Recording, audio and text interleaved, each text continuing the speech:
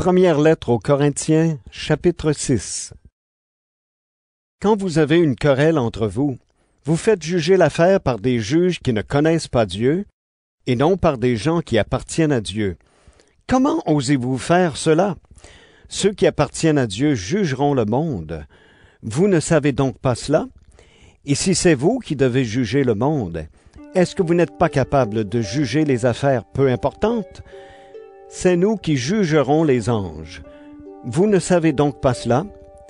Alors, nous pouvons bien juger les affaires de cette vie.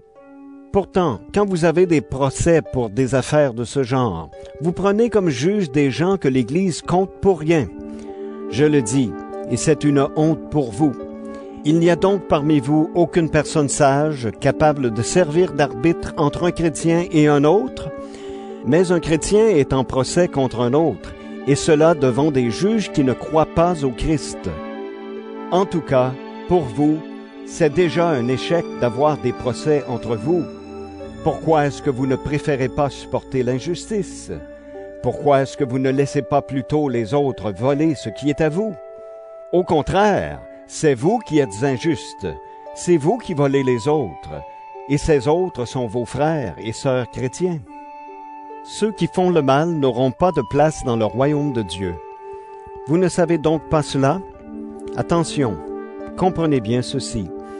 Ceux qui ont une vie immorale, ceux qui adorent les faux dieux, ceux qui sont adultères, les hommes qui couchent avec des jeunes gens, les voleurs, les avares, ceux qui boivent trop, ceux qui insultent les autres, les bandits, ces gens-là n'auront pas de place dans le royaume de Dieu. Voilà ce que certains parmi vous étaient autrefois. Mais notre Dieu vous a lavé du péché, il vous a choisi pour lui, il vous a rendu juste au nom du Seigneur Jésus-Christ et par l'Esprit Saint. Certains disent « Tout m'est permis ». Oui, mais tout n'est pas bon pour vous.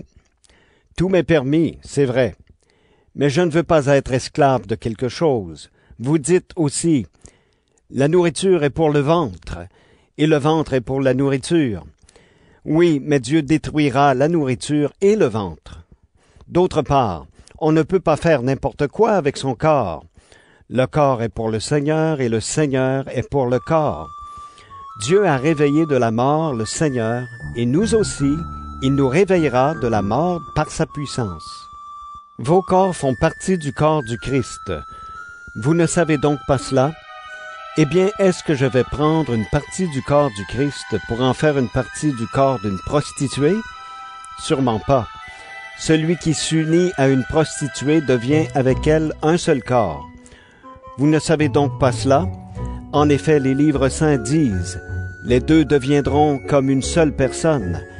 Mais celui qui s'unit au Seigneur dans son cœur devient comme une seule personne avec lui. Évitez à tout prix de faire n'importe quoi avec votre corps. Tous les autres péchés que les gens peuvent commettre sont à l'extérieur du corps.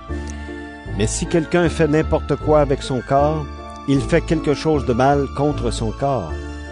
Vous le savez, votre corps est le temple de l'Esprit Saint. Cet Esprit est en vous, et Dieu vous l'a donné. Vous ne vous appartenez pas à vous-même. Dieu vous a acheté très cher pour vous rendre libre. Alors rendez gloire à Dieu par votre corps.